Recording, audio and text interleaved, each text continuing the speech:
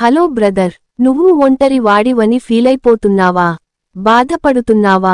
నువ్వు బాధపడుతున్నావంటే నీకు మోసం చేయడం రాదు అని అర్థం. నువ్వు ఎప్పుడు అబద్ధం చెప్పవని అర్థం. అందుకేనేమో నీ నిజాయితీని చూసి అందరూ భయపడి నీకు దూరంగా ఉంటారు. కాని నువ్వు ఒంటరిగా ఉన్నా నీ మనస్సాక్షికి నువ్వు ఎప్పుడూ తోడుగా ఉంటావు. నీ మనస్సాక్షికి సమాధానం చెప్పగలిగే విధంగా ఉంటావు.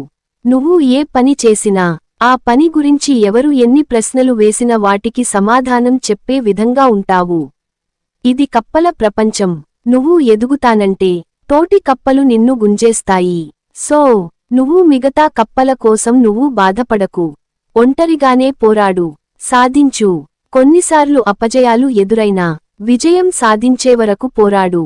ఎవరు ఎంతమంది గేలు చేసినా వాళ్లకు సమాధానం చెప్పడం కోసమైనా పోరాడు. ఈ రోజుల్లో నిజానికంటే అబద్ధానికి విలువ ఎక్కువ. మోసం, అబద్ధాలతో పైకొచ్చినవాడు ఏదో ఒక రోజు త్వరగానే కిందపడతాడు. కాని నిజాయితీగా పైకి వచ్చినోడు ఎల్లవేళలా కీర్తించబడుతుంటాడు. మనస్సాక్షికి మించిన దైవం లేదు.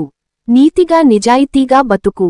ఏదో ఒక రోజు నీ నిజాయితీ నిన్ను గెలిపిస్తుంది. అంతవరకు పోరాడుతూనే ఉండు.